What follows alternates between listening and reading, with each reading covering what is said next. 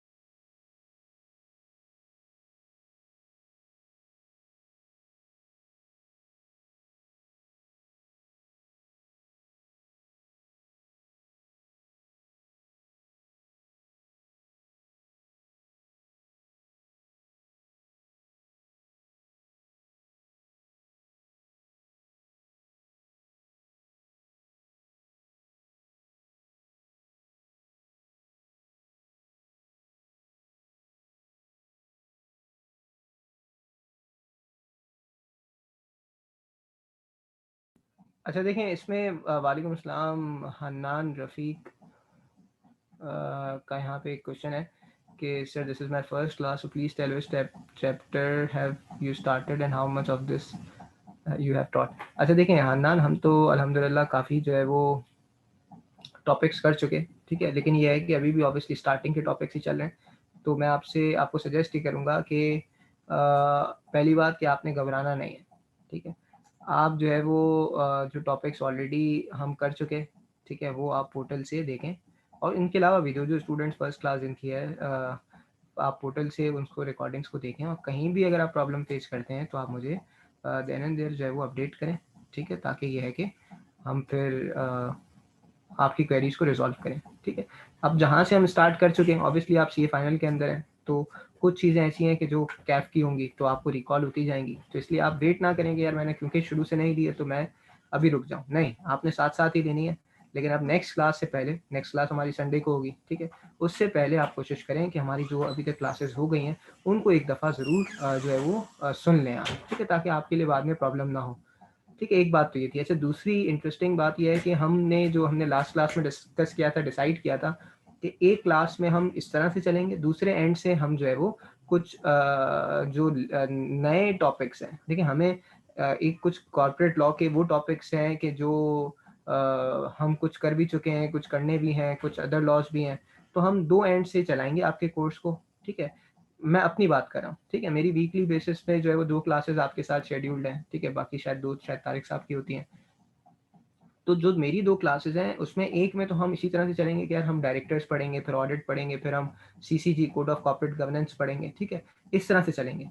दूसरे एंड से मैं आपका एक और इंटरेस्टिंग, ताकि हम कोर्स थोड़ा सा और स्पीड अप करें और जल्दी जो है वो हम एंड करें, अच्छे से कवर करें, ठीक है, ये नहीं कह रहे कि हम बहुत ही कोई आपको समझ ही ना आए, लेकिन यह है कि एक अच्छी कवरेज हम जल्दी कर सकें, ठीक है, क्योंकि आप जानते हैं कि इस अटेम्प्ट के अंदर जो है वो अगर आपकी जून की अटेम्प्ट है फॉर एग्जाम्पल, तो रमज़ान भी फॉल करेगा, ठीक है। ऑल्दो हम जून के लिए तो हमने एडमिशन शायद अभी तक अनाउंस ही, हम तो दिसंबर की बात करें, लेकिन यह है कि फिर भी, ठीक है, अगर आप लेना चाहते हैं तो उस केस के अंदर यह है कि रमज़ान भी आएगा, क्लासेस, फिर ईद के वेकेशंस होंगी, डिफरेंट चीज़ें आती हैं, तो इस वजह से हमने जो है वो इस तरह से करेंगे ताकि आपके कोर्स के अंदर कोई इशू ना हो आपको।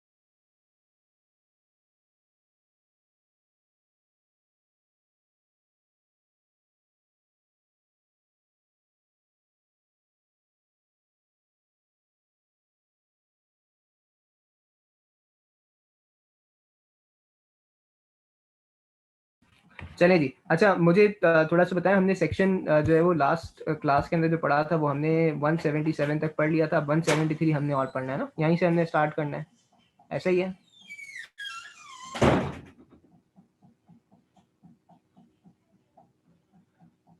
जबरदस्त। अच्छा देखें, सुनते जाएंगे सब, यहाँ पे देखें फोकस रखें, ठीक है। हमने जो डिसाइड किया हुआ है कि इसी तरह से हम चलते रहेंगे, आपने टेंशन नहीं लेना है।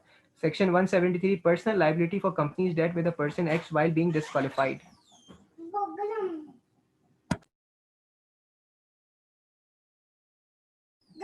ठीक है, तो इसके अंदर आपके पास personal liabilities for companies debt where the person acts while being disqualified. हमने ये देख लिया कि डिस्क्वालिफिकेशन का क्राइटेरिया क्या होता है। अब वो कह रहा है कि भाई अगर आप बात करते हैं फॉर एग्जांपल कोई भी पर्सन, ठीक है, पर्सनली लायबल होगा रेलिवेंट डेट्स के लिए इन case of public interest company. ठीक है, हमने पब्लिक इंटरेस्ट कंपनी की बात की। पब्लिक इंटरेस्ट कंपनी क्या होती है कि जिसके अंदर जो है वो गवर्नमेंट का स्टेक हो। ठीक है, इसके ऊपर हम शेड्यूल्स के अंदर जब अकाउंट्स पे जाएंगे तो अकाउंट्स के अंदर हम देखेंगे कि डिफरेंट शेड्यूल्स जब हम पढ़ेंगे तो उसमें आपको और क्लैरिटी आएगी इसके अंदर। तो अब वो कहता है कि यार देखो, इस पूरे सेंटेंस में दो तीन चीज़ है ना, एक कह रहा है पर्सन है, फिर कह रहा है personal liability for relevant debts of public interest company, यानी पब्लिक इंटरेस्ट कंपनी के रेलिवेंट डेट्स के लिए आप पर्सनली लाइबल हो जाओगे अगर आप कोई काम करते हो वाइल बीइंग डिस्क्वालिफाइड।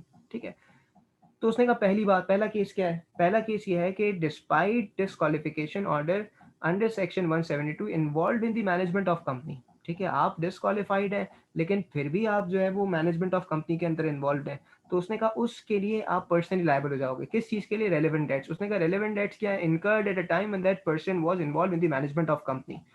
आप डिस्क्वालिफाइड हैं, मैनेजमेंट में आप इन्वॉल्व होते हैं, तो जो भी डेट्स कंपनी कॉन्ट्रैक्ट करती है उसके लिए आप पर्सनली क्या हो जाओगे? लायबल हो जाओगे। ठीक है, इसी तरह से हमने कहा कि भाई if person involved in the management of company acts on instruction of person subject to disqualification order without leave of SCCP। क्या मतलब इसका? कि भाई खुद काम नहीं कर रहा, खुद मैनेजमेंट में इन्वॉल्व नहीं हो रहा, लेकिन जो बंदा मैनेजमेंट में इन्वॉल्व है वो किसी डिसक्वालिफाइड बंदे की इंस्ट्रक्शंस के ऊपर डिसीजन मेकिंग करता है विदाउट अप्रूवल ऑफ एससीसीपी, तो फिर उस केस में भी ये बंदा कि जो क्या जो एक्ट कर रहा है वो क्या हो जाएगा? पर्सनली लायबल हो जाएगा। क्यों? क्योंकि उसने किसी ऐसे बंदे की बात मानी कि जो डिसक्वालिफाइड था। तो उसने कहा रेलेवेंट डेट्स क्या होंगे? Incurred at a time when that person was acting on instructions given. ठीक है, अब वो कहता है कि भाई इस केस के अंदर person involve in management of company कौन होगा? If he is a director of concern whether directly और इनडायरेक्टली और take parts in the management of such company. ठीक है, अगेन हमने कहा कि भाई इन शॉर्ट क्या है कि या तो आप खुद डिस्क्वालिफाइड हैं, खुद मैनेजमेंट में पार्टिसिपेट करते हैं, या कोई और बंदा जो मैनेजमेंट का पार्ट है वो डिस्क्वालिफाइड बंदे की बात मानता है, तो दोनों जो है वो लायबल हो जाएंगे, पर्सनली लायबल हो जाएंगे रेलिवेंट डेट्स के लिए।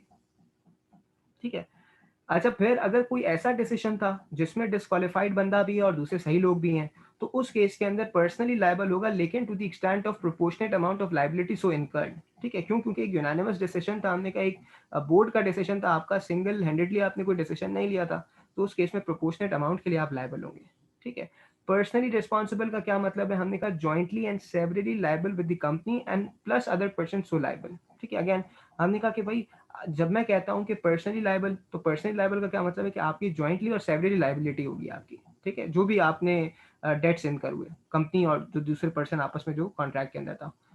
ठीक है, आई होप कि सब मेरे साथ हैं यहाँ तक।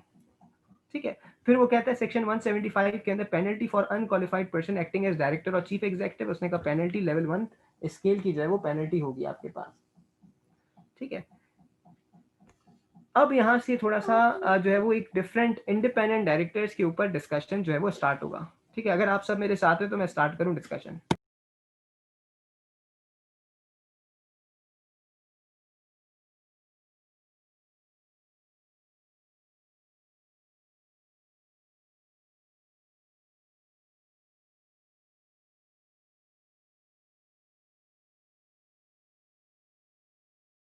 अच्छा भाई, इसके बाद सेक्शन 165 166 मैं कर देता हूँ हमजा। मैं कर देता हूँ। देखें, इसका मतलब ये है कि आपने ऑब्वियसली जब डेट्स की आप बात करें तो आपका और किसी दूसरी कंपनी का कॉन्ट्रैक्ट होगा। ठीक है, तो अब वो कहता है कि भाई दोनों के लिए आप लायबल हो जाओगे, जो भी डेट्स इनकर हुए उसके लिए आप कंपनी के साथ जो है वो जॉइंटली या सेवरली लायबल हो जाओगे। अगर कोई और बंदा भी इन्वॉल्व है जो डिस्क्वालिफाइड था तो उसके साथ मिलकर, अदरवाइज आप जो है वो खुद जो है वो लायबल हो जाओगे। ठीक है, अच्छा फिर manner of selection of independent manner of selection of independent directors and maintenance of data Canara bank of independent director. पहले ये समझ लें कि इंडिपेंडेंट डायरेक्टर होता कौन है, ठीक है, क्योंकि ये बड़ी रेलेवेंस है, बड़ा काम आएगा आपको। कहाँ काम आएगा? ये काम आएगा आपको कोड ऑफ कॉर्पोरेट गवर्नेंस के अंदर, क्योंकि वहाँ बात ही हमने सारी इंडिपेंडेंट की और नॉन एग्जीक्यूटिव और इस तरह की सारी डिस्कशन होंगी। तो ये सारी डिस्कशन यहाँ से बेसिस हैं जो वहाँ पे काम आएंगी हमें डिस्कशन के अंदर। एनीवेज, इंडिपेंडेंट डायरेक्टर कौन होता है? उसने कहा director who is not connected or does not have any other relationship whether pecuniary or otherwise with the company, its associated company, subsidiary, holding company or directors. ठीक है, यानी इसका मतलब क्या हुआ? कोई भी ऐसा डायरेक्टर के who is not connected or does not have any other relationship, यानी इसका मतलब ये हुआ कि एक इंडिपेंडेंट रिलेशनशिप वो रखता है। ठीक है, इंडिपेंडेंट रिलेशनशिप का क्या मतलब है? उसने कहा कोई मॉनेटरी या नॉन पिक्यूनरी का क्या मतलब है? मॉनेटरी। उसने कहा कोई मॉनेटरी या नॉन मॉनेटरी रिलेशनशिप इस बंदे की, इस डायरेक्टर की कंपनी के साथ नहीं है, ना उसकी एसोसिएटेड कंपनी के साथ है, ना सब्सिडीज के साथ है, ना होल्डिंग कंपनी के साथ है, ना डायरेक्टर के साथ है।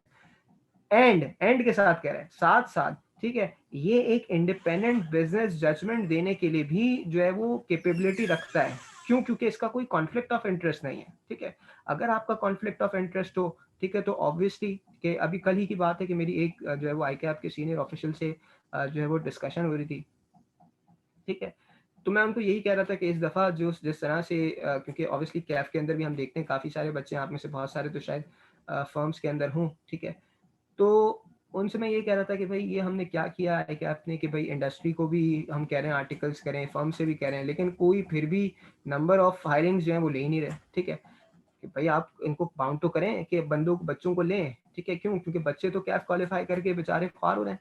ठीक है, तो कोई मैंडेटरी है ही नहीं भाई, आप मिनिमम नंबर्स तो दें कि भाई कम से कम 50 लोग आपने लेने, कम से कम 20 लोग, आप कोई भी नंबर हो, लेकिन नंबर्स तो दें आप। मैंने कहा इसकी वजह से कितना लॉस हो रहा है। ठीक है, वो बच्चे जो है वो दूसरी जगह ज़ाहिर सीए ड्रॉप करना पड़ता है, जब फर्म में नहीं हो रहा, इंडस्ट्री में नहीं हो रहा, तो क्या करेंगे फिर वो? तो अच्छा, ये डिसीजन क्यों नहीं हो सकते?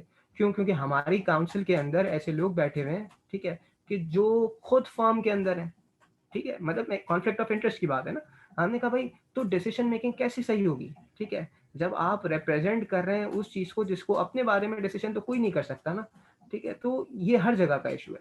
ठीक है, तो हमने कहा कि भाई ये कॉन्फ्लिक्ट ऑफ इंटरेस्ट है, तो उसने कहा भाई इस बंदे का लेकिन कॉन्फ्लिक्ट ऑफ इंटरेस्ट नहीं होगा। क्यों? क्योंकि इसका कोई मॉनेटरी या नॉन मॉनेटरी कनेक्शन नहीं है कंपनी के साथ, इंडिपेंडेंट बिजनेस जजमेंट एक्सरसाइज कर रहा है ये। ठीक है, एनीवेज, अच्छा फिर इसके बाद जो है वो आपके पास उसने कहा no director shall be considered as an independent if one or more of the following circumstances exist.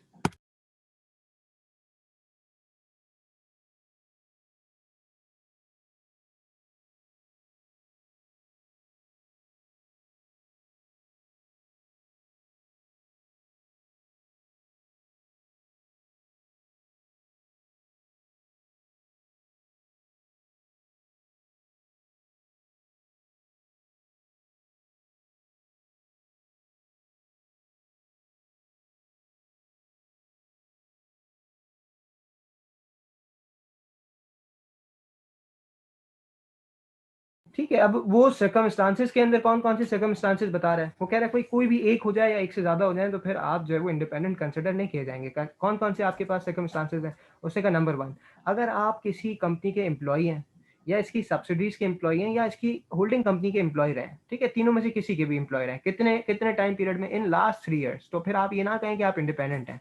ठीक है, पहला क्राइटेरिया। यानी अगर आप कंपनी के एम्प्लॉय रहे हों या कंपनी के जो है वो सब्सिडीज के एम्प्लॉय रहे हों या फिर होल्डिंग कंपनी के एम्प्लॉय रहे हों लास्ट 3 years, तो फिर आप इंडिपेंडेंट नहीं है। नंबर 2, उसने कहा भाई आप सीईओ ऑफ सब्सिडीज रहे या सीईओ ऑफ एसोसिएटेड कंपनी रहे या एसोसिएटेड अंडरटेकिंग या सीईओ ऑफ होल्डिंग कंपनी। ठीक है, तो अगेन उस केस के अंदर उसने कहा इन लास्ट 3 years अगर आप रहे तो फिर उस केस में आपको जो है वो इंडिपेंडेंट कंसिडर नहीं किया जा सकता। इसी तरह से उसने कहा भाई अगर आपकी कंपनी के साथ मटेरियल बिजनेस रिलेशनशिप रही है, चाहे डायरेक्टली या इनडायरेक्टली, एज पार्टनर या एज मेजर शेयर होल्डर। ठीक है, मटेरियल बिजनेस रिलेशनशिप का मतलब क्या है? ठीक है, मटेरियल बिजनेस रिलेशनशिप का मतलब ये है कि भाई ज्यादातर अगर कंपनी के या आपके जो है वो मेन बिजनेस जो है वो आपका ड्राइव हो रहा है आपके थ्रू।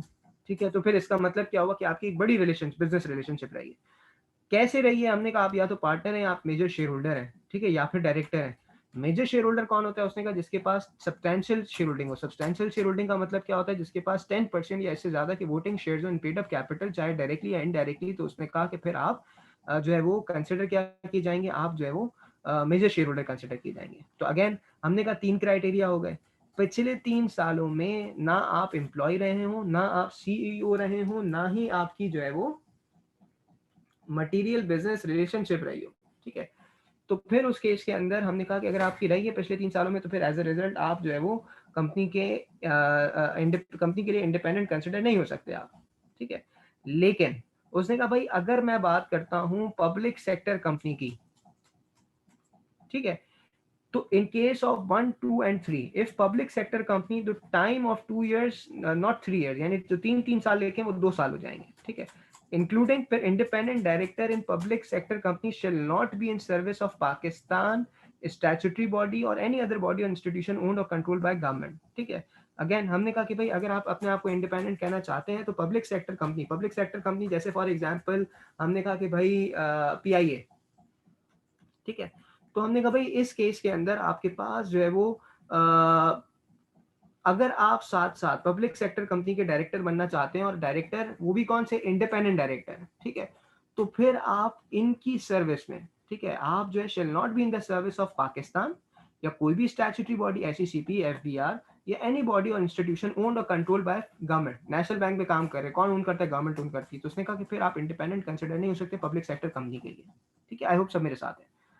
फिर वो कहता है कि भाई आपके पास अगर आपने रेम्यूनरेशन रिसीव की है, ठीक है, प्रीसीडिंग 3 इयर्स में, ठीक है, हाँ अगर आपने डायरेक्टर फी रिसीव की है, ठीक है, तो वो तो वैसे ही मीटिंग फी आप रिसीव कर सकते हैं। लेकिन अगर आपने वो परक्विजिट्स लिए, वो फैसिलिटीज लिए जो कि एक एम्प्लॉय को मिलती है, जैसे स्टॉक ऑप्शंस लिए, जैसे आपने कोई अदर रेम्यूनरेशन लिए, तो उस केस के अंदर फिर आप इंडिपेंडेंट कंसिडर नहीं होंगे। क्यों? क्योंकि आपने रेम्यूनरेशन ले ली। बेसिक प्रिंसिपल को डिफीट कर दिया ना आपने। क्यों? क्योंकि उसने ऊपर लिखा था कि इंडिपेंडेंट वो होता है जो पिक्यूनरी और अदरवाइज उसकी रिलेशनशिप ना रही हो।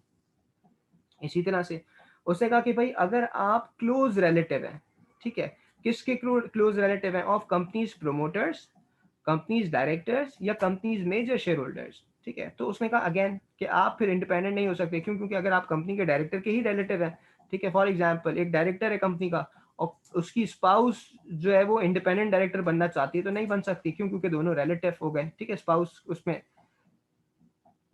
इसी तरह पॉइंट नंबर 6 के अंदर वो कहता है कि अगर आप क्रॉस डायरेक्टरशिप्स रखते हैं या सिग्निफिकेंट लिंक्स रखते हैं with other directors through involvement in the other companies excluding companies under section 42, ठीक है, नॉन प्रॉफिट ऑर्गेनाइजेशन की अगर हम बात करें, तो फिर उस केस के अंदर आपके पास जो है वो सॉरी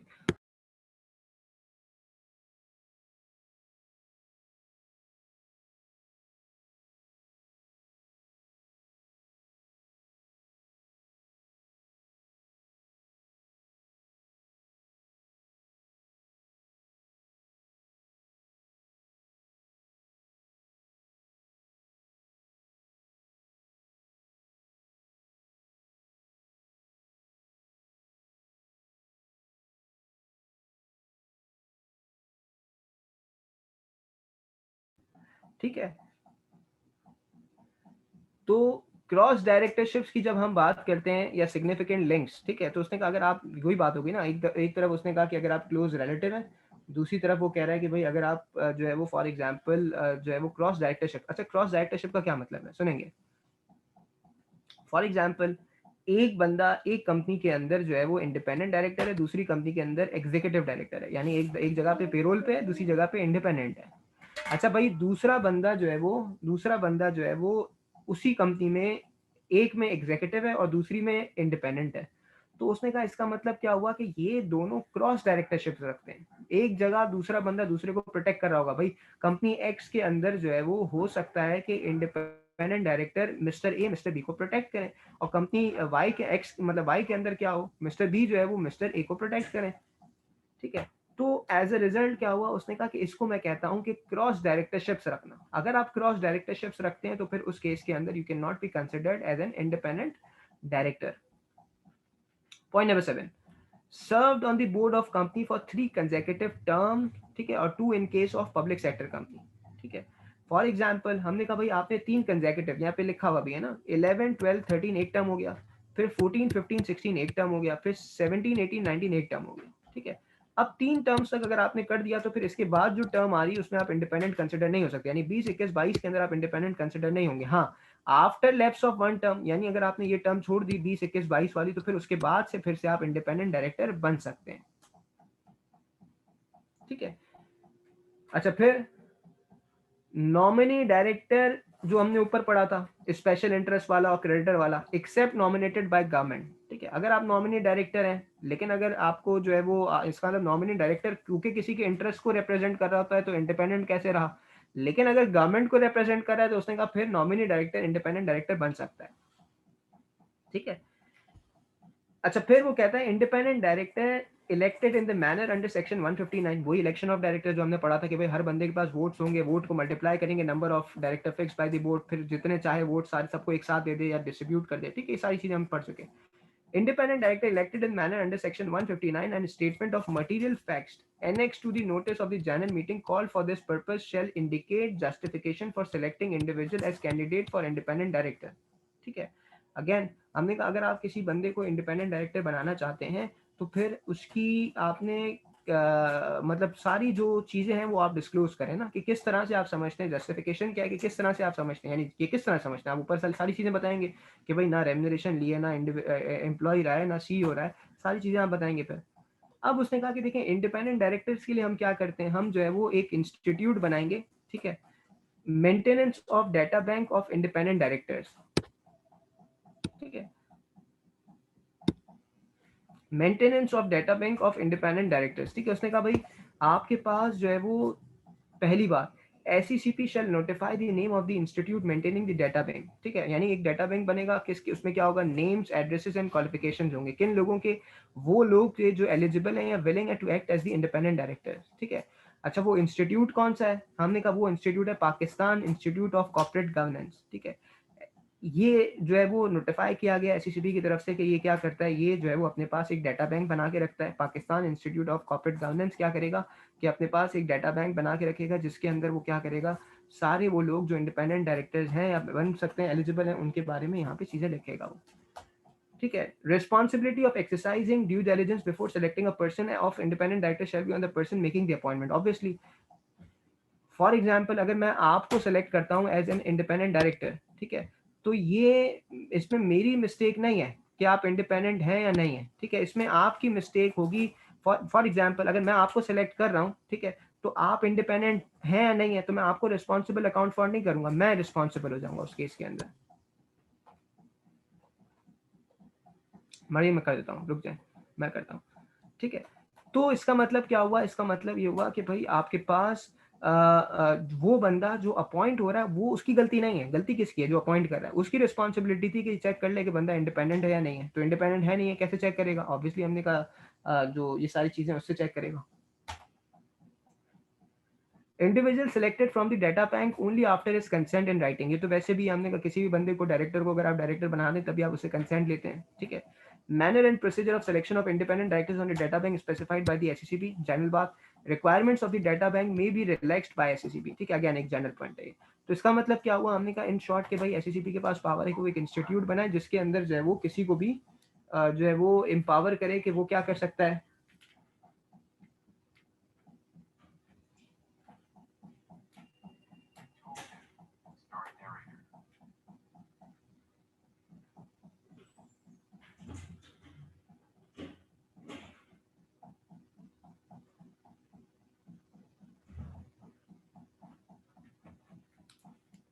ठीक है,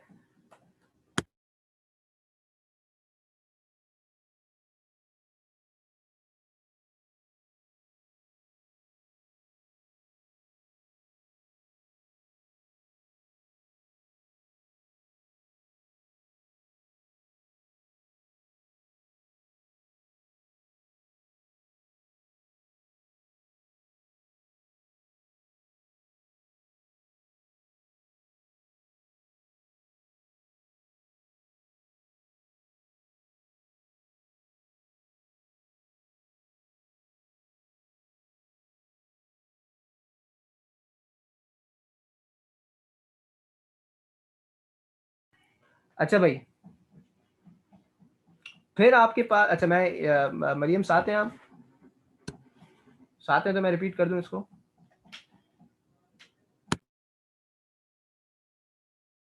अच्छा देखिए, हमने कहा पॉइंट नंबर 6 के अंदर कि अगर आप क्रॉस डायरेक्टरशिप्स रखते हैं, क्रॉस डायरेक्टरशिप्स का मतलब क्या होता है कि भाई अगर एक बंदा एक जगह अगर इंडिपेंडेंट है तो दूसरी जगह क्या है, एग्जीक्यूटिव डायरेक्टर। इसी तरह एक बंदा जो है वो एक जगह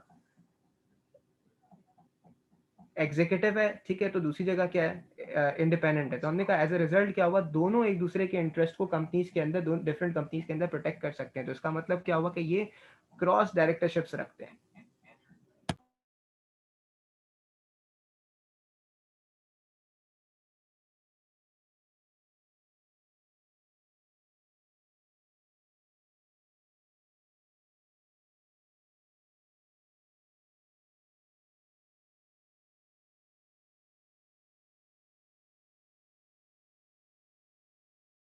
क्लियर है, आगे बढ़ जाएं, चलें।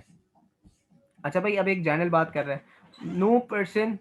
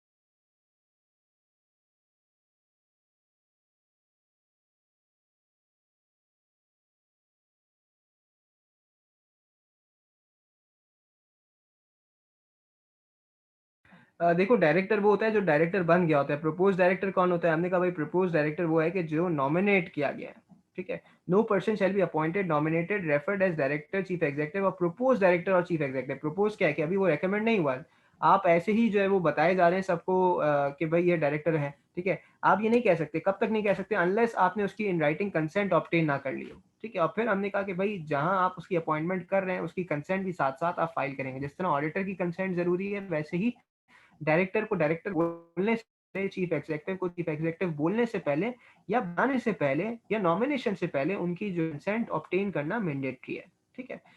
फिर उसने कहा अगर आप सेक्शन 154 से 168 तक की नॉन कंप्लाइंस करते हैं तो पेनल्टी लेवल स्केल 2 की, ठीक है। अभी स्टूडेंट्स हमारे साथ हैं, ठीक है, उनको मैं बताता चलूं कि आप पेनल्टी जो है वो चैप्टर नंबर 1 में हमने डिस्कस की थी, तो आप वहां से इसे देख सकते हैं। May be debarred from becoming or continuing the director of company not more than 3 years, ठीक है। ये पेनल्टी इंपॉर्टेंट है। लेवल 2 तो चलें एक ऐसी बात है, लेकिन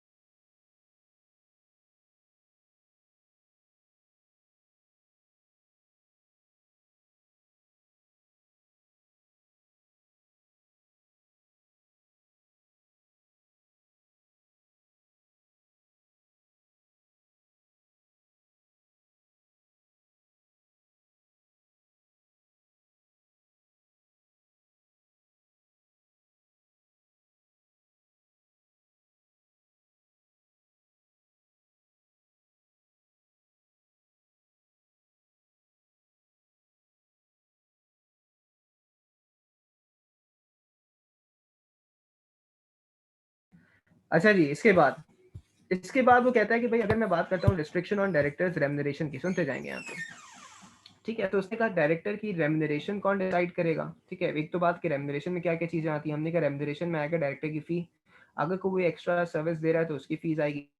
ठीक है, इसी तरह से अगर वो चेयरमैन का ऑफिस होल्ड करके बैठा है तो उसकी जो रेम्यूनरेशन बनती है वो दी जाएगी। लेकिन ये सारी की सारी रेम्यूनरेशन डिसाइड कौन करेगा, उसने कहा ये आर्टिकल्स में डिपेंड करता है, या तो कंपनी जनरल मीटिंग डिसाइड करेगी या बाय बोर्ड ऑफ डायरेक्टर्स एक रेजोल्यूशन पास करके वो डिसाइड करेंगे। ठीक है, हमने कहा ये डिपेंड करता है, दोनों में से कोई भी कर सकता है। ठीक है, इसके बाद मीटिंग्स ऑफ डायरेक्टर्स की बात करता है। उसने कहा भाई मीटिंग ऑफ डायरेक्टर्स की अगर मैं बात करता हूँ तो उसको सेक्शन 176 उसने कुछ एस्पेक्ट्स में डिवाइड किया है। पहले बात करता है कोरम की। उसने कहा अगर एक बोर्ड ऑफ डायरेक्टर्स है, कौन सा बोर्ड ऑफ डायरेक्टर्स है, एक लिस्टेड कंपनी का बोर्ड ऑफ डायरेक्टर है। ठीक है, तो फिर उस केस के अंदर क्या होगा। उसने कहा भाई इस बोर्ड में कौन कौन लोग आएंगे। उसने कहा not less than 1/3 of BOD और 4 विच एवर इज ग्रेटर। ठीक है, उसने कहा भाई यानी इसका मतलब अगर 9 लोग हैं, 9 पर्सन हैं कि जो बोर्ड ऑफ डायरेक्टर्स हैं एक लिस्टेड कंपनी के अंदर, तो कम से कम quorum minimum number of members कितने होने चाहिए। ठीक है, एक मीटिंग के अंदर। तो उसने कहा 9 × 1 डिवाइड बाई 3 और 4, यानी 3 और 4 विच एवर इज हायर, यानी कम से कम 4 लोग होने चाहिए। अच्छा भाई ये कैसे मीटिंग में आएंगे। उसने कहा भाई वीडियो कॉन्फ्रेंसिंग के थ्रू भी आ सकते हैं। ठीक है, ऑडियो वीडियो विजुअल के थ्रू भी आप इसे जो है वो कोरम कंसिडर कर लेंगे। अगर पॉइंट ऑफ डिसीजन है कैजुअल वैकेंसी का, ठीक है, और आपका कोरम कंप्लीट नहीं हो रहा है। ठीक है, तो उसने कहा जितने भी डायरेक्टर्स प्रेजेंट होंगे वो इस लिमिटेड पर्पस के लिए आप उसे जो है वो कोरम कंसिडर कर लेंगे। यानी if quorum is not completed for the purposes of filing casual vacancy, all remaining directors are deemed to constitute the quorum for limited purpose। ठीक है, अच्छा भाई अगर मैं बात करता हूँ quorum other than listed company का, तो उस केस में क्या होगा। उसने कहा डिपेंड करता है आर्टिकल्स ऑफ एसोसिएशन के ऊपर।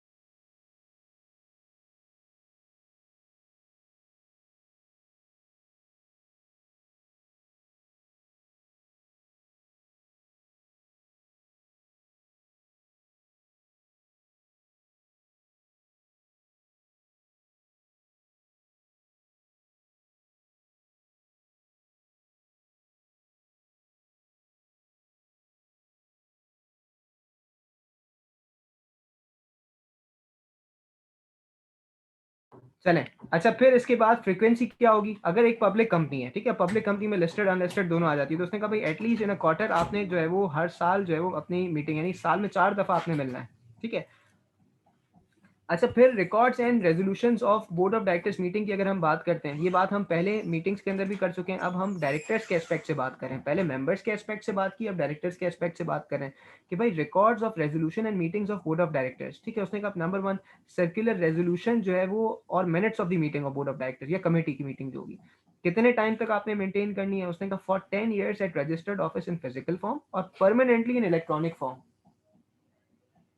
ठीक है, इसी तरह से अच्छा वहां कितना टाइम था, वहां 20 ईयर्स था। अगर आपको याद हो कि फिजिकली जो है वो आप 20 ईयर्स मेंटेन करेंगे रजिस्टर्ड ऑफिस पे, और इलेक्ट्रॉनिक फॉर्म में परमानेंटली जब तक कंपनी है।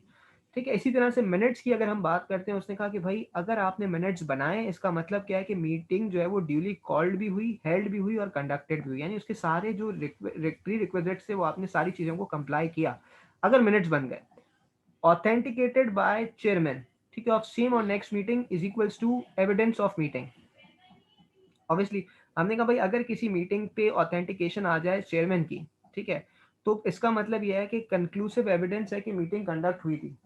ठीक है, इसी तरह से उसने कहा भाई draft minutes of board of directors meeting को क्या करना है, आपने हर डायरेक्टर को भेजना है in 14 days of date of meeting. ठीक है, जैसे ही मीटिंग हो जाए उसके बाद हर डायरेक्टर को आपने 14 दिन के अंदर जो है वो ड्राफ्ट मिनट्स भेजना है।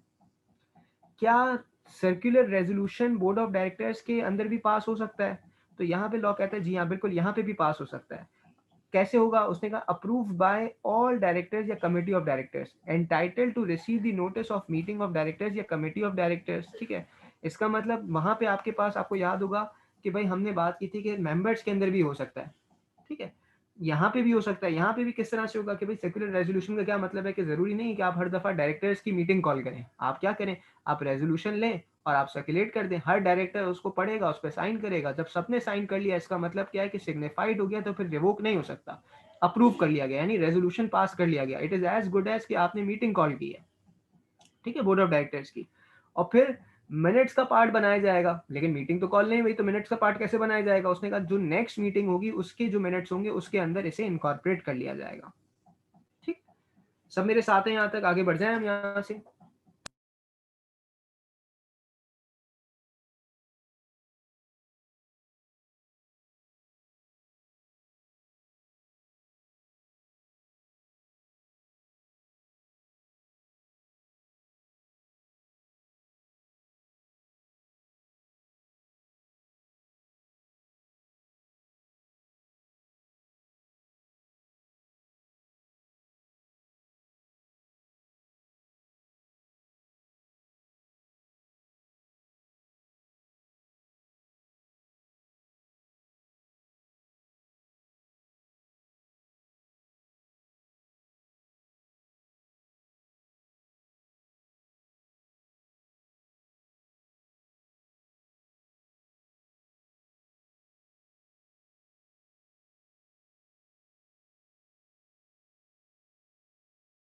नहीं, ऐसा सेक्शन नंबर्स जो हैं वो रिटेन नहीं करने होते। आपने जो है वो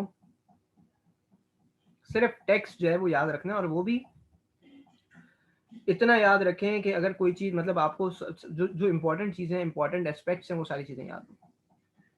ठीक है? यानी इतना हो कि अगर आप कहीं भूल भी जाएँ तो आप जो है वो लॉ को, ओपन बुक एग्ज़ामिनेशन है तो आप उसको खोल के आप वहाँ से चीज़ों को लिख सकें।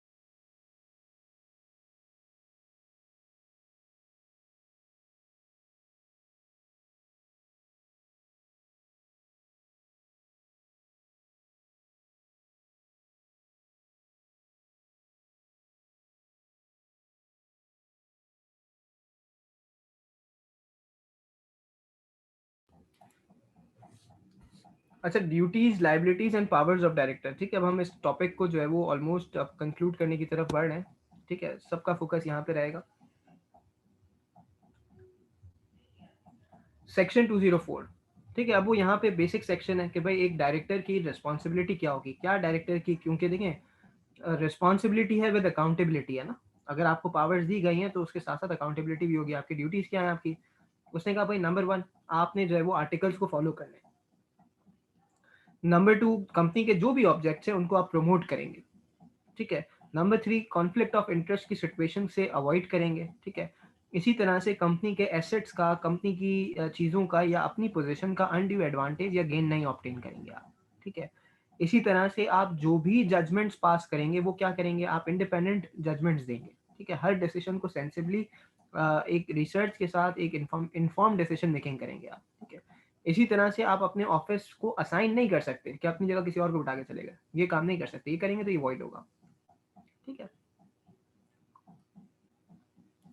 अब वो कह रहा है कि भाई liability of directors and officers, section 180 कहता है कि भाई एनी प्रोविजन इन आर्टिकल्स और कॉन्ट्रैक्ट, ठीक है, किस चीज के बारे में, डायरेक्टर्स, ऑफिसर और ऑडिटर की अगर लाइबिलिटी को इंडेमनीफाई करने की बात करें या एग्जेम्प्ट करने की बात करें तो वो वॉइड हो जाएगा।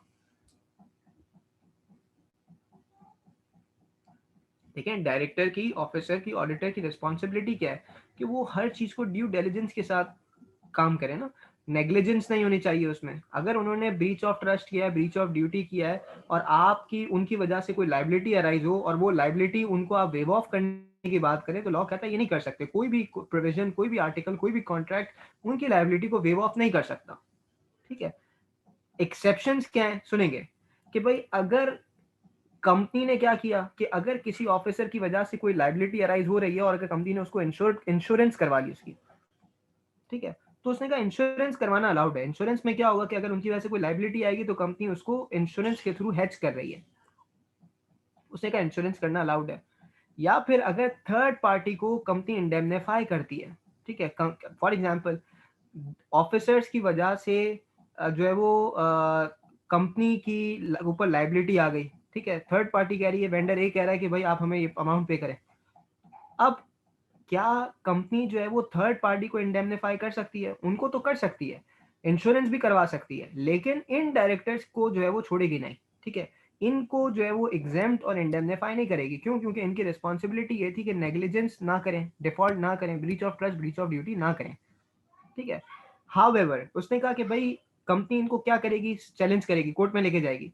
अगर इनके फेवर में डिसीजन आ जाए, कंपनी गलत थी, ये लोग सही थे, इनकी मिस्टेक नहीं थी, तो उस केस में जो भी प्रोसीडिंग्स में, लीगल प्रोसीडिंग्स में इनके एक्सपेंसेस इनकर हुए होंगे वो कंपनी क्या करेगी, रीइंबर्स करेगी।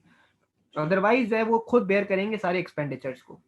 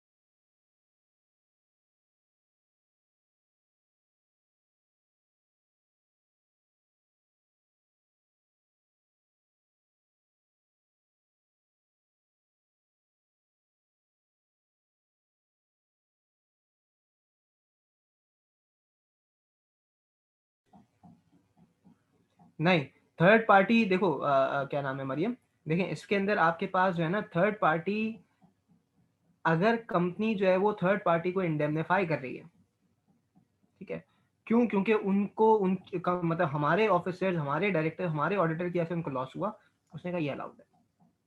लेकिन जिनकी वजह से ये लाइबिलिटी अराइज हुई, उनको जो है वो आप वेव ऑफ नहीं कर सकते, उनको आप जो है वो एग्जाम्प्ट नहीं कर सकते। ठीक है, एनीवेज। अच्छा, इसके बाद unlimited liability of directors of limited company. ठीक है, ये एक थोड़ा सा एक डिफरेंट तरह का कॉन्सेप्ट है। ठीक है, ऑब्वियसली सेक्शन है तो हमें इसे डिस्कस भी करना है।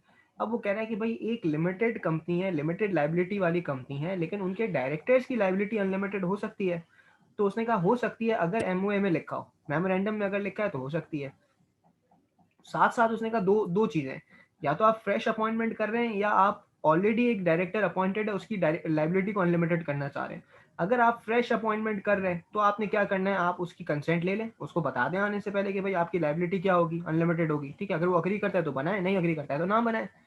लेकिन अगर मैं कहता हूं भाई एक डायरेक्टर है, ऑलरेडी अपॉइंटेड एज डायरेक्टर है, अब आप चाहते हैं कि आप इसकी लाइबिलिटी को अनलिमिटेड करें, कैसे करें? स्पेशल रेजोल्यूशन पास करें, ऑल्ट्रेशन लेके आए।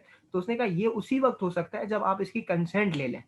ठीक है, अगर ये अग्री नहीं करता, क्योंकि आप जब उसको लाए थे तब आपने थोड़ी बताया था। अब आप उसकी लाइबिलिटी को जो है वो अनलिमिटेड करने जा रहे हैं, तो टिल द एक्सपायरी ऑफ इस टर्म, ठीक है, आप उसे फोर्स नहीं कर सकते कि वो उस चीज को एक्सेप्ट करे। अगर वो बाय नहीं करता आपके आर्ग्यूमेंट को, तो ठीक है, आप उसको जो है वो अनलिमिटेड लाइबिलिटी उसकी नहीं कर सकते आप।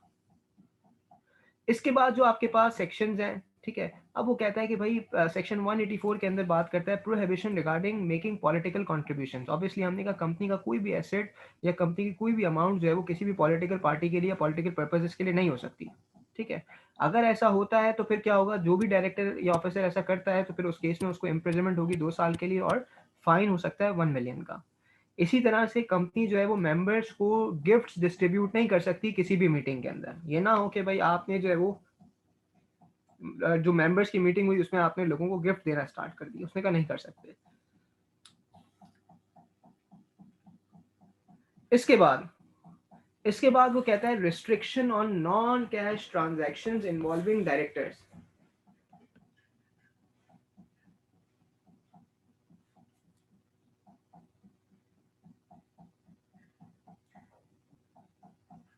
ठीक है, यानी क्या मतलब, सुनेंगे। लेकिन अब वो कहता है कि भाई क्या डायरेक्टर्स के साथ जो है वो नॉन कैश ट्रांजैक्शंस की जा सकती है। ठीक है, तो वो कहता है कि भाई अगर कोई भी डायरेक्टर कंपनी से, ठीक है, या कंपनी की होल्डिंग कंपनी से या कंपनी की सब्सिडरी से या कंपनी की एसोसिएटेड कंपनी से, ठीक है, कोई भी ट्रांजैक्शन करता है, ठीक है, या कंपनी जो है वो किसी भी डायरेक्टर से कोई ट्रांजैक्शन करती है, ठीक है, तो उसने कहा भाई कोई भी ट्रांजैक्शन कैश के अलावा नहीं हो सकती। ठीक है, ये नहीं हो सकती कि भाई फॉर एग्जांपल अगर कंपनी ने जो है वो डायरेक्टर्स को शेयर्स दिए हैं तो डायरेक्टर साहब जो है वो पेमेंट देने की बजाय जो है वो फॉर एग्जांपल आगे से कहें कि भाई मैं जो है वो आपको इसके बदले ये दे देता हूँ, नॉन मॉनिटरी आइटम दे देता हूँ, नॉन कैश आइटम दे देता हूँ। उसने कहा ये नहीं हो सकता। आपने जो है वो हमेशा कोई भी चीज अगर आप लें या दें, कंपनी से लें या कंपनी से दें, कंपनी को दें, तो उस केस के अंदर हमेशा कैश की ट्रांजैक्शन होगी। और कैश भी कैसा होगा, उसने कहा बैंकिंग चैनल के थ्रू होगा। ठीक है, हाँ, अगर आप अदर देन कैश की ट्रांजैक्शन करना चाहते हैं तो उसके लिए पहले जनरल मीटिंग से अप्रूवल लेना पड़ेगा। ठीक है, और अगर होल्डिंग कंपनी इन्वॉल्व है, होल्डिंग कंपनी का कोई एसेट अगर आप फॉर एग्जांपल किसी डायरेक्टर को देते हैं, ठीक है, तो हमने कहा उसके अगेंस्ट डायरेक्टर कैश नहीं देता, बल्कि कैश के अगेंस्ट कोई नॉन कैश आइटम देता है, तो उस केस में फिर रेजोल्यूशन किससे पास होगा, होल्डिंग कंपनी के से भी रेजोल्यूशन पास हो जाएगा। ठीक है, इसी तरह से उसने कहा notice of such resolution by company और होल्डिंग कंपनी। इसके नोटिस में क्या आएगा, पर्टिकुलर्स ऑफ अरेंजमेंट। ठीक है, इसी तरह से value of assets in such arrangement calculated by the valuer. ठीक है, अगर कोई एसेट कंपनी दे रही है डायरेक्टर को या डायरेक्टर कोई एसेट दे रहा है कंपनी को, तो उस केस के अंदर नॉन कैश ट्रांजैक्शन नहीं हो सकती। ठीक है, जो भी ट्रांजैक्शन होगी वो कैश की होगी, और कैश भी कैसे जाएगा, बैंकिंग चैनल के थ्रू आप उसमें जो है वो ट्रांसफर कर रहे होंगे। सब मेरे साथ हैं यहाँ तक, आगे बढ़ सकते हैं हम।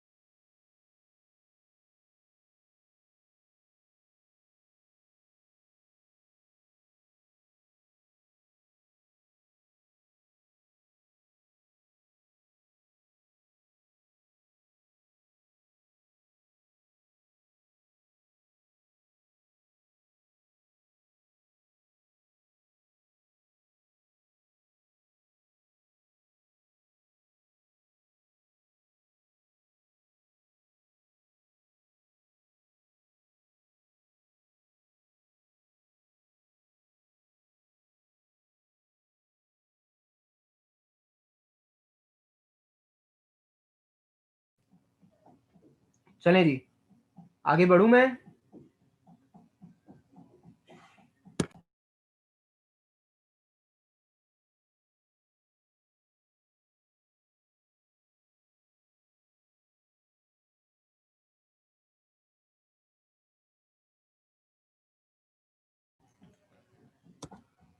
अच्छा भाई देखें, लोन टू डायरेक्टर्स या रिक्वायरमेंट ऑफ मेंबर्स अप्रूवल, ये आप पहले ही पढ़ चुके हो। वेकेशन ऑफ ऑफिस के अंदर आपने कहा था कि अगर आपने लोन लिया कंपनी से डायरेक्टर ने, और अगर कंडीशंस को कंप्लाई नहीं किया, तो उस केस के अंदर वो क्या हो जाता है, इमीडिएटली ऑफिस को जो है वो विकेट करेगा। ठीक है, अगर आपको याद हो लास्ट क्लास में हमने पढ़ा था।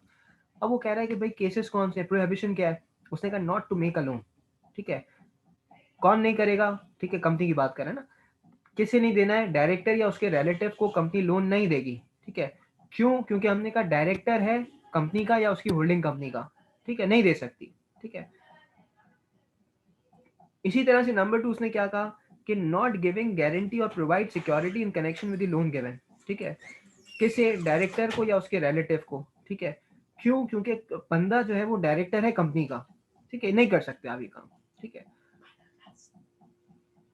अनलेस, सुनेंगे, उसने कहा कि भाई एक्सेप्शन क्या है, कब ये काम हो सकता है, कब आप जो है, फिर से सुनो यहाँ मेरे साथ रहो। ठीक है, हमने कहा नंबर 1 क्या है कि आप कंपनी जो है वो अपने डायरेक्टर को या उसके रिलेटिव को लोन नहीं दे सकती। क्यों नहीं दे सकती, क्योंकि कंपनी का डायरेक्टर है या उसकी होल्डिंग कंपनी का डायरेक्टर है वो। उसने कहा एक्सेप्शन क्या है, एक्सेप्शन है, उसने कहा number 1, business to provide loans or guarantee in ordinary course of business. ठीक है, number 2, loan to chief executive whole time director scheme approve by the member. सुनेंगे सब। देखें, अगर एक बैंक है, ठीक है, तो बैंक का तो काम ही है कि वो लोन देता है। तो अगर वो अपने डायरेक्टर को लोन दे रहा है तो उसमें कोई हर्ज नहीं है। लेकिन अगर एंग्रो दे रहा है अपने डायरेक्टर को लोन, तो फिर प्रॉब्लम आती है, फिर यहाँ पे क्वेश्चन मार्क आएगा कि भाई क्यों दे रहा है। इसी तरह से अगर कंपनी जो है वो चीफ एग्जीक्यूटिव को या होल टाइम डायरेक्टर को लोन दे रही है और उस स्कीम को मेंबर्स ने अप्रूव किया हुआ है, तो इशू नहीं है। ठीक है, साथ साथ जो है वो अगर लिस्टेड कंपनी हो तो स्कीम मेंबर्स के अप्रूवल के साथ साथ अप्रूव कौन करेगा, लिस्टेड कंपनी के केस के अंदर एसईसीपी भी अप्रूव करेगा। ठीक है, तो इसका मतलब क्या हुआ, हमने कहा कि भाई फिर सुन लें, कंक्लूड करते हैं। हमने कहा कि भाई कोई भी कंपनी अपने मतलब जो डायरेक्टर को लोन नहीं दे सकती, उसके लिए गारंटी नहीं दे सकती, उसके लिए सिक्योरिटी नहीं दे सकती, अनलेस कि उसने क्या किया हो, मेंबर्स का अप्रूवल लिया हुआ कंपनी ने। ठीक है, अगर कॉन्ट्रवेंशन होती है, सुनेंगे, तो फिर क्या है, उसने कहा भाई फाइन लगेगा नॉट मोर देन 1 मिलियन, और सिंपल इम्प्रिजनमेंट होगी 1 ईयर की। और फिर साथ में जॉइंटली और सेवरली हर वो बंदा जिसने ये डिफॉल्ट किया, जिसने जो है वो लोन लिया है बगैर मेंबर्स के अप्रूवल के, तो वो रीपेमेंट करेगा with the markup not less than the borrowing cost of the company. अगर कंपनी ने 15% पे लिया है तो वो उससे कम पे जो है वो वापस नहीं करेगा, साथ में इंटरेस्ट के साथ वापस करेगा पैसे को। ठीक है, क्यों, क्योंकि देखिए कंपनी का पैसा कंपनी का अपना नहीं है ना, डायरेक्टर का पैसा डायरेक्टर का अपना नहीं है, मेंबर्स का पैसा है। ठीक है, तो आप उनसे तो अप्रूवल लें, उनसे अप्रूवल लिए बगैर जो है वो डायरेक्टर अपनी मर्जी से डिसीजन मेकिंग किए जा रहे हैं। उसने कहा नहीं, इस केस के अंदर आपने डिसीजन जो है वो किसका होगा, मेंबर से लिया जाएगा। ठीक है, इसके बाद वो कहता है कि भाई powers of board of directors. उसने कहा भाई देखो 3 तरह के पावर्स हैं, सुनेंगे सब। उसने कहा भाई 3 तरह के पावर्स हैं, कुछ वो पावर्स हैं जो एंटायरली मेंबर्स के, उसमें डायरेक्टर्स का कोई इंटरफेरेंस नहीं है। ठीक है, इसी तरह से उसने कहा कि कुछ वो पावर्स हैं जो सिर्फ बोर्ड ऑफ डायरेक्टर्स के हैं, उसमें मतलब मेंबर्स का कोई इंटरफेरेंस नहीं होगा। लेकिन कुछ वो पावर्स हैं जो बोर्ड ऑफ डायरेक्टर्स के तो हैं, लेकिन साथ साथ मेंबर्स का भी उसमें डिसीजन होना जरूरी है। तो पहले पावर्स कौन से हैं, उसने कहा भाई मेंबर्स के जो पावर्स हैं वो कहाँ कहाँ लिखे होंगे, एक्ट में लिखे होंगे, कंपनीज एक्ट में आर्टिकल्स में लिखे होंगे, और आप कैसे पास करवाते हैं, स्पेशल रेजोल्यूशन के थ्रू करवाते हैं। जनरल मीटिंग में ये पावर्स एक्सरसाइज करते हैं आप। ठीक है, नाम चेंज करना है, मेंबर्स का अप्रूवल हो, इस तरह की बहुत सारी जगहों पे आपने देखा कि भाई स्पेशल रेजोल्यूशन पास करना पड़ता है।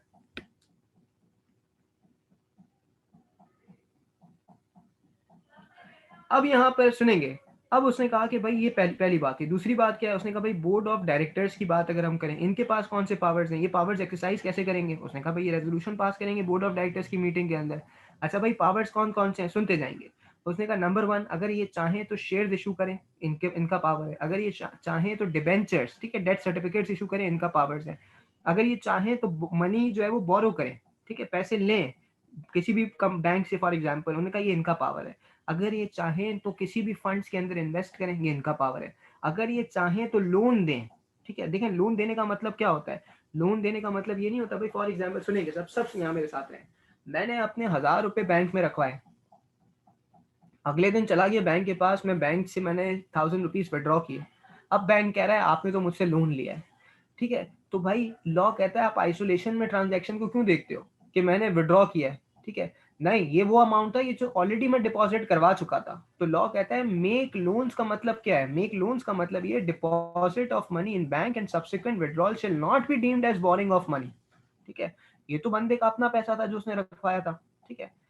इसी तरह से अगर किसी भी डायरेक्टर को या किसी भी ऐसी फर्म जिसमें ये डायरेक्टर पार्टनर है या कोई भी ऐसी प्राइवेट कंपनी जिसमें हमारा डायरेक्टर जो है वो डायरेक्टर है, ठीक है, और वो डायरेक्टर खुद या वो फर्म या वो प्राइवेट कंपनी हमारी कंपनी के साथ क्या करना चाहती है, कॉन्ट्रैक्ट करना चाहती है, किस चीज का कॉन्ट्रैक्ट करना चाहती है, सेल और परचेज ऑफ गुड्स और सर्विसेज का, तो उसने कहा उस केस के अंदर किसका पावर है, बोर्ड ऑफ डायरेक्टर्स का पावर है कि वो अप्रूव करें। यानी फॉर एग्जाम्पल फिर सुनेंगे थोड़ा सा टेक्निकल पॉइंट, फॉर एग्जाम्पल एक कंपनी है उसका मैं डायरेक्टर हूँ, अब मैं बीइंग डायरेक्टर कंपनी के साथ कोई परचेज और सेल ऑफ गुड्स की कोई ट्रांजैक्शन करना चाह रहा हूँ, नंबर वन। नंबर टू, मैं कंपनी का डायरेक्टर हूँ और दूसरी फर्म के अंदर मैं पार्टनर भी हूँ, मेरी पार्टनरशिप फर्म मेरी कंपनी जिसमें मैं डायरेक्टर हूँ उसके साथ कोई कॉन्ट्रैक्ट करना चाह रही है परचेज और सेल ऑफ गुड्स का, ठीक है। या नंबर थ्री, मैं डायरेक्टर हूँ इस कंपनी का और दूसरी प्राइवेट कंपनी में भी मैं डायरेक्टर हूँ, ठीक है, तो वो प्राइवेट कंपनी मेरी कंपनी के साथ क्या करना चाह रही है, परचेज और सेल की ट्रांजैक्शन करना चाह रही है, उसने कहा कर सकते हैं लेकिन किसका अप्रूवल चाहिए, बोर्ड ऑफ डायरेक्टर्स का अप्रूवल चाहिएगा। इसी तरह से उसने कहा भाई अगर फाइनेंशियल स्टेटमेंट्स की अप्रूवल की बात करें ये किसका पावर है, ये भी बोर्ड ऑफ डायरेक्टर्स का पावर है। इसी तरह से अगर हम बोनस टू एम्प्लॉइज की अप्रूवल की बात करें ये भी किसका पावर है, ये भी जो है वो आपके डायरेक्टर्स का पावर है।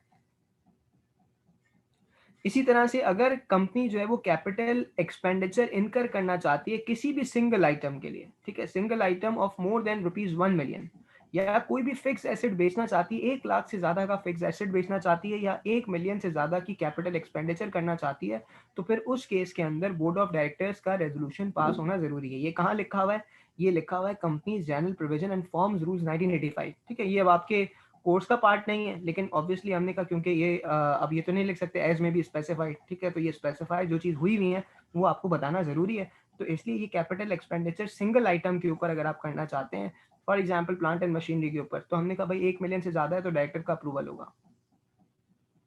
इसी तरह से अगर कंपनी जो है वो अंडरटेक करना चाहती है लीजिंग कॉन्ट्रैक्ट्स के अंदर, कंपनी गाड़ी लीज पे लेना चाहती है, लीजिंग कॉन्ट्रैक्ट करना चाह रही है, कितने का कॉन्ट्रैक्ट है भाई, 1 मिलियन से ज़्यादा का है, तो उसने कहा फिर अगेन आपको जो है वो बोर्ड ऑफ डायरेक्टर्स का रेजोल्यूशन पास करना ज़रूरी है।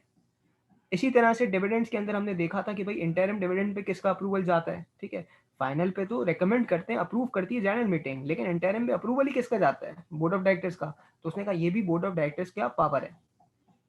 अच्छा, इसी तरह से अगर आप जो है वो बीइंग डायरेक्टर्स चाहते हैं कि किसी अमाउंट को राइट ऑफ किया जाए, इन्वेंट्री को जो है वो हटाया जाए, ठीक है, इसी तरह से कोई भी और चीज़ जिस पे आप समझते हैं कि यार कंपनी पे जैसे के इलेक्ट्रिक है, के इलेक्ट्रिक पे 50,000 केसेस हुए हुए होंगे, बहुत सारे केसेस तो ऐसे हैं जिससे वो कहती हैं यार ठीक है यार ये तो रूटीन की बात है, कोई मसला नहीं हो, होने दो, परसू भी नहीं करती, ठीक है, क्यों, क्योंकि उसमें डिमांड होगी भाई 500 रुपए की, 1000 रुपए की, 5000 की, उसने कहा देख लेंगे, ठीक है, हम जितनी कंप्लाइंस कॉस्ट इनकर करेंगे, लॉयर को हायर करने की फी देंगे, उसमें उससे अच्छा है अगर हम केस हार जाएं तो हम 5,000 रुपए दे देंगे फॉर एग्जाम्पल, ठीक है। तो अगर इस तरह के केसेस हैं कि जो कंपनी समझती है कि जिसको परसू नहीं करना चाहिए तो उस पे भी अप्रूवल किसका होगा, कंपनी अपनी तरफ से काम नहीं कर सकती, डायरेक्टर्स का रेजोल्यूशन पास होना जरूरी है उस केस के अंदर। इसी तरह से उसने कहा कि भाई अगर आप चाहते हैं किसी कंपनी के ऊपर टेक ओवर करना या आप चाहते हैं सब्सटैंशियल या जो है वो कंट्रोलिंग पावर लेना, ठीक है, तो भी किसका जो है वो कंसेंट चाहिएगा, बोर्ड ऑफ डायरेक्टर्स का कंसेंट चाहिएगा। यानी पहले पावर्स वो थे कि जो एंटायरली मेंबर्स के थे, दूसरे पावर्स वो हैं जो एंटायरली बोर्ड ऑफ डायरेक्टर्स के हैं। अब जो तीसरे पावर्स हम पढ़ने लगे हैं वो पावर्स किसके हैं, उसके का बोर्ड ऑफ डायरेक्टर्स के ही हैं लेकिन under an authority of special resolution bye members. यानी इसका मतलब क्या हुआ कि एक्सरसाइज तो बोर्ड ऑफ डायरेक्टर्स ही करेंगे लेकिन किस तरह से, हमने कहा स्पेशल रेजोल्यूशन पास करेंगे, ठीक है, उसके बाद बात होगी।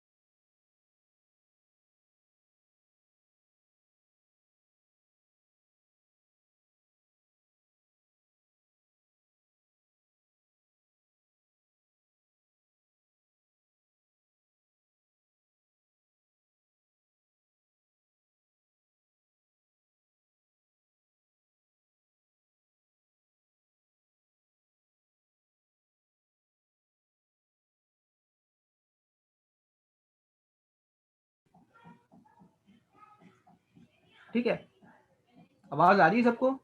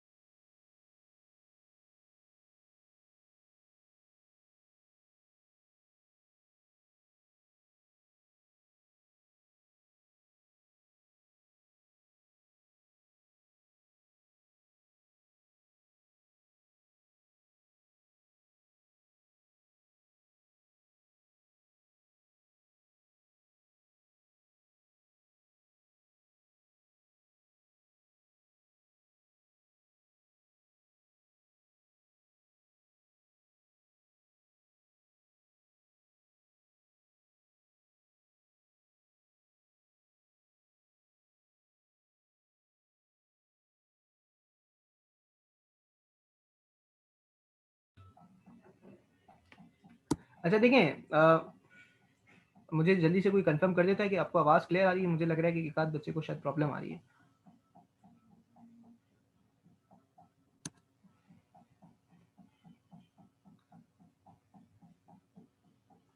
चलें, अच्छा भाई देखें, अब यहाँ पर आपके पास जो है वो बोर्ड ऑफ डायरेक्टर्स, हमने कहा कि जो लास्ट पावर्स हैं वो एक्सरसाइज बोर्ड ऑफ डायरेक्टर्स ही करेंगे, लेकिन under an authority of special resolution bye members. उसने कहा देखो, जब परचेज करने की बात करते हो ना तो हमें मसला नहीं है, लेकिन जहां बेचने की बात करते हो, डिस्पोजल की बात करते हो, वहां हमें मसला है।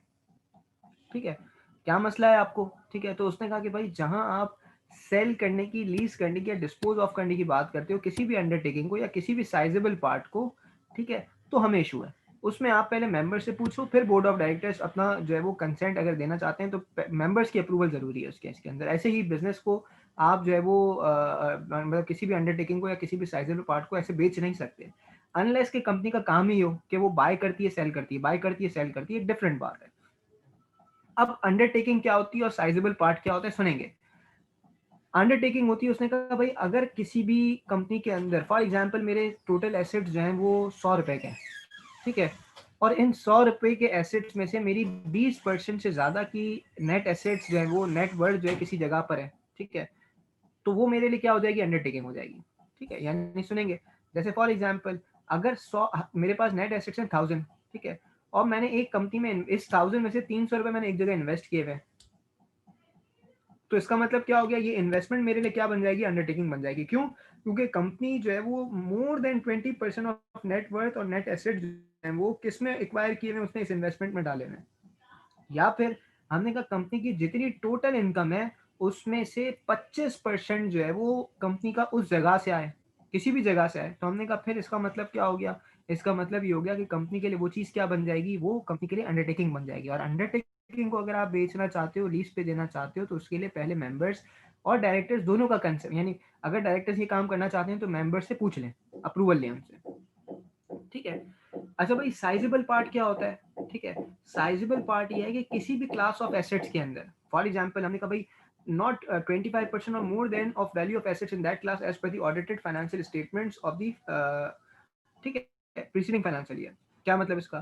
फॉर एग्जांपल मैं कहता हूं कि भाई फिक्स एसेट्स के अंदर मैं प्लांट एंड मशीनरी की अगर मैं बात करूं, ठीक है, मेरा प्लांट एंड मशीनरी जो है वो कंप्राइज करता है, लेट से मेरे पास टोटल एसेट से मैंने एग्जांपल लिखी हुई है 100 रुपीज़ का, इसमें से पीपी जो है मेरे 40 रुपए के हैं, तो इसका मतलब क्या हो गया कि मेरा साइजेबल पार्ट रखते हैं।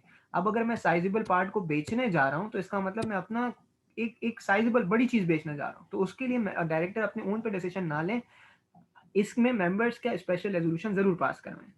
ठीक है, तो इसका मतलब क्या हो गया, वापस से सुन लें। हमने कहा ना आप सेल लीज डिस्पोज ऑफ नहीं कर सकते किस चीज को, अंडरटेकिंग को या साइजेबल पार्ट को, अनलेस कंपनी का बिजनेस ही है कि वो ये काम करती है। ठीक है, नंबर 3 सुनेंगे। Number 3, listed company can not sell or dispose of undertaking which results in or may lead to closure of business operation or winding up of company. अगर ऐसा नहीं कर सकते आप कि आपने अंडरटेकिंग बेची, भाई अंडरटेकिंग का मतलब क्या है कि जहां से 25% आपकी इनकम आ रही है, उसके करने से ऐसा ना हो कि भाई आपके लिए इशूज हो जाए, ठीक है, आपके आपके लिए प्रॉब्लम्स क्रिएट हो। तो अगर लिस्टेड कंपनी ऐसा करने जा रही है तो उस केस के अंदर प्लीज ऐसा ना करें। क्यों? क्योंकि इससे जो है वो कंपनी वाइंडिंग अप की तरफ भी जा सकती है, मेंबर्स का स्टेक है और मेंबर्स इन जनरल का स्टेक है इसके अंदर। ठीक है, और फिर उसके बाद इसके बाद वो कहता है, सुनेंगे सब, उसने कहा भाई कोई भी सब्सिडरी भी नहीं बेच सकते, बेच सकते हैं लेकिन उसमें डायरेक्टर्स अपनी मर्जी से ही काम नहीं कर सकते, इसमें भी किसका अप्रूवल चाहिएगा, मेंबर्स का अप्रूवल चाहिएगा। ठीक है, इसी तरह से अगर आप कोई डायरेक्टर ने लोन लिया हुआ है कंपनी से, ठीक है, और उसमें एक्सटेंशन चाह रहे हैं, उसमें रिलीफ चाह रहे हैं, कुछ भी चाह रहे हैं, तो उसमें भी डायरेक्टर्स डिसाइड नहीं करेंगे बल्कि इसमें कंपनी को इन्वॉल्व करेंगे। क्यों? क्योंकि लोन देते वक्त भी किसका डिसीजन था, मेंबर्स का डिसीजन था। तो अगर आप उसमें कोई लेवरेज दे रहे हैं तो उसमें भी किसका डिसीजन होना चाहिए, मेंबर्स का डिसीजन होना चाहिए उसमें।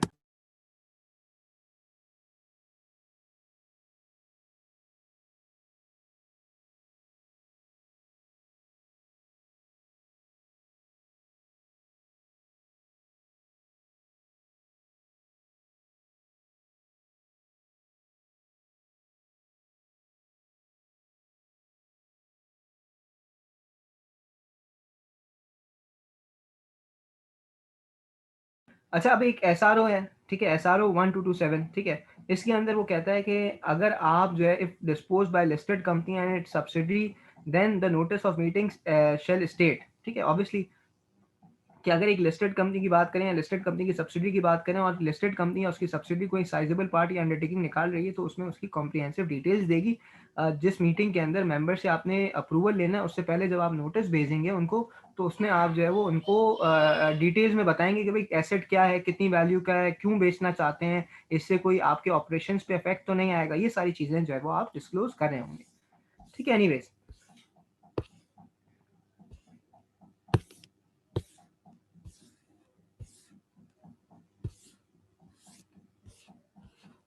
अच्छा, हम एक काम करते हैं कि ठीक है, हमारे पास वैसे ही क्योंकि टॉपिक काफ़ी कॉम्प्रिहेंसिव है तो हम जो है वो यहाँ पे क्लास को ऑफ करते हैं। ठीक है, अच्छा, नेक्स्ट क्लास का एजेंडा सब सुन लें पहले। ठीक है, नेक्स्ट क्लास के अंदर हमने डायरेक्टर्स कंप्लीट करने। ठीक है, और जो है वो सॉरी, नेक्स्ट क्लास का मतलब ये है कि नेक्स्ट क्लास संडे के अलावा जो नेक्स्ट वीक हमारी क्लास होगी उसकी मैं बात कर रहा हूँ। संडे को जो क्लास होगी उसमें हम इंस्पेक्शन और इन्वेस्टिगेशन स्टार्ट करेंगे आपके साथ। ठीक है, लेकिन जो नेक्स्ट वीक क्लास होगी यानी एक वेडनेसडे हम इस यहाँ ये वाले टॉपिक्स को कवर कर रहे होंगे और दूसरे जो क्लास होगी संडे वाली उसमें हम जो है वो लेटेस्ट जो हमारे सी फाइनल के टॉपिक्स हैं उसको जो है वो आपके साथ कवर कर रहे होंगे। ठीक है, ठीक है, तो कोशिश ये करें कि साथ रहें। ठीक है, जो भी सारी चीज़ें कहीं कंफ्यूजन होती है तो डिस्कस जो है वो साथ साथ आप करते रहें। ठीक है, एनीवेज यहाँ पे जो है वो हम अच्छा, नेक्स्ट क्लास के अंदर हम इंस्पेक्शन स्टार्ट करेंगे, लेकिन जो नेक्स्ट वेडनेसडे क्लास होगी उसमें डायरेक्टर्स को कंप्लीट करने के बाद हम इन्वेस्टमेंट इन एसोसिएटेड अंडरटेकिंग्स का जो लॉ है, रेगुलेशंस है, उसको इंशाल्लाह जो है वो हम कोशिश करेंगे कि आपके साथ डिस्कस करें। ठीक है, ऑफ करते हैं, इंशाल्लाह नेक्स्ट क्लास में कंटिन्यू करेंगे। अल्लाह हाफ़िज़।